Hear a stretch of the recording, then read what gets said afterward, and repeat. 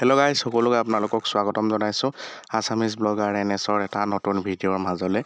যি পুনৰ এটি বায়োগ্ৰাফিৰ ভিডিঅ' লৈ আহিছোঁ আপোনালোকৰ মাজলৈ। আশা কৰোঁ আপোনালোকে ভিডিঅ'টো চাই ভাল পাব, গতিকে ভিডিঅ'টো শেষলৈকে চাব বুলি আশা ৰাখিছোঁ। বন্ধু বান্ধৱীসকল, আপোনালোকে ৰেঙনি টিভিত সম্প্ৰচাৰিত হৈ থকা চাক নৈয়া ধাৰাবাহিকখন চাইছেনে? আৰু এই চাক নৈয়া ধাৰাবাহিকখন বৰ্তমান ৰেঙনি টিভিত লগতে ধাৰাবাহিকসমূহৰ মাজত সমাদৰ লাভ কৰিবলৈ সক্ষম হৈছে। আৰু এই ধাৰাবাহিকখনৰ এটি মূল চৰিত্ৰ হৈছে চাক নৈয়াৰ ভৈৰৱী। আৰু ভৈৰৱীৰ আচল পৰিচয় কি, তেওঁ আচল ঘৰ ক'ত, তেওঁ জন্ম কেতিয়া, এই সকলো জনাম এই ভিডিঅ'টোত। গতিকে ভিডিঅ'টো আপোনালোকে শেষলৈকে চাওক। ভৈৰৱীৰ আচল নাম হৈছে য়াশশ্ৰী ভূঞা। অভিনেত্ৰী য়াশশ্ৰী ভূঞাৰ জন্ম হৈছিল 16 এপ্ৰিল 1999 চনত। তেওঁৰ ঘৰ হৈছে বিশ্বনাথ চাৰিআলি। য়াশশ্ৰী ভূঞাৰ পৰিয়ালত আছে মাক, দেউতাক আৰু তেওঁ এগৰাকী বায়েক। তেওঁৰ দেউতাকৰ নাম হৈছে জ্যোতি ভূঞা। উল্লেখ্য যে জ্যোতি ভূঞা হৈছে এজন জনপ্ৰিয় অভিনেতা। এসময়ৰ বিকুদৰ বৰুৱা বিয়াৰ খ্যাত ধাৰাবাহিকখনত বিকুদৰ বৰুৱা হিচাপে জনপ্ৰিয় হৈ উঠা জ্যোতি ভূঞাৰ কন্যা য়াশশ্ৰী ভূঞা। য়াশশ্ৰী ভূঞাৰ মাতৃৰ নাম হৈছে মাধুৰী ভূঞা আৰু বায়েকৰ নাম কাব্যশ্ৰী ভূঞা। তেওঁৰ বায়েক ইতিমধ্যে বিবাহ পাশত আবদ্ধ হৈছে। বন্ধু বান্ধৱীসকল, এইবাৰ আহিছোঁ অভিনেত্ৰীগৰাকীৰ শিক্ষাগত অৰ্হতাৰ বিষয়ে ক'বলৈ।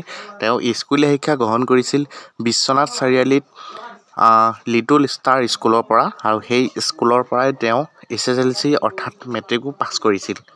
তেওঁ HS পঢ়িছিল তৰুণ চন্দ্ৰ ভট্টাচাৰ্য মেম'ৰিয়েল কলেজৰ পৰা, আৰু তেওঁ ডিগ্ৰী পঢ়িছিল কটন ইউনিভাৰ্চিটি, আৰু MA কমপ্লিট কৰিছে, বৰ্তমান মাষ্টাৰ ডিগ্ৰী কমপ্লিট কৰিছে কটন ইউনিভাৰ্চিটিৰ পৰাই। জনপ্ৰিয় অভিনেত্ৰী য়াশশ্ৰী ভূঞাই সৰুৰে পৰাই এক্টিঙৰ অৰ্থাৎ অভিনয় জগতৰ প্ৰতি খুবেই ধাউতি আছিল বুলি জানিবলৈ পোৱা গৈছে। আৰু তেওঁ দেউতাক আৰু তেওঁ বৰদেউতাকো এজন অভিনেতা, স্ক্ৰিপ্ট ৰাইটাৰ হয়। আৰু তেওঁৰ দেউতাকেই বৰ্তমান জনপ্ৰিয় হৈছিল এসময়ত বিকুদৰ বৰুৱা নামেৰে, অৰ্থাৎ বিকুদৰ বৰুৱা হিচাপে সকলোৱে আমি তেওঁৰ দেউতাকক চিনি পাওঁ। লগতে তেওঁ কেমেৰাৰ সন্মুখত পোনপ্ৰথমে অভিনয় কৰিছিল সৰুতে দূৰদৰ্শনত কমিছন প্ৰগ্ৰেম নিয়ৰ পাই মুকলি হ'ল নামৰ কমিছন প্ৰগ্ৰেমত। ইয়াৰ পিছতে তেওঁ কেইবাখনো অসমীয়া শ্বৰ্ট ফিল্মত অভিনয় কৰিছিল। শ্বৰ্ট ফিল্মত অভিনয় কৰাৰ পিছত তেওঁ ধাৰাবাহিকত অভিনয় কৰাৰ সুযোগ পাইছিল। তেওঁ কেইবাখনো অসমত জনপ্ৰিয় ধাৰাবাহিকত অভিনয় কৰিছে। তেওঁ অসমৰ এখন জনপ্ৰিয় ধাৰাবাহিক বেহাৰবাৰী আউটপোষ্টত জবা নামেৰে অভিনয় কৰিছে।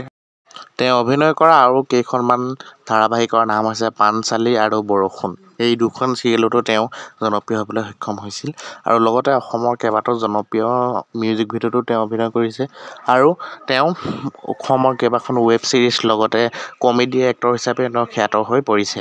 আৰু বন্ধু বান্ধৱীসকল, আপোনালোকে চাক নৈয়া ধাৰাবাহিকত তেওঁ অভিনয় চাই কেনেকুৱা পাইছে নিশ্চয় এটি কমেণ্ট কৰি জনাবলৈ নাপাহৰিব। আৰু আজিৰ ভিডিঅ'টো ইমানেই। আপোনালোকে যদি ভিডিঅ'টো ভাল পালে লাইক কৰিব, কমেণ্ট কৰিব, চেনেলটো ছাবস্ক্ৰাইব কৰি দিব আৰু ভিডিঅ'টো শ্বেয়াৰ কৰি দিবলৈ নাপাহৰিব। আজিলৈ আহিলোঁ, ধন্যবাদ। লগ পাম নেক্সট ভিডিঅ'ত।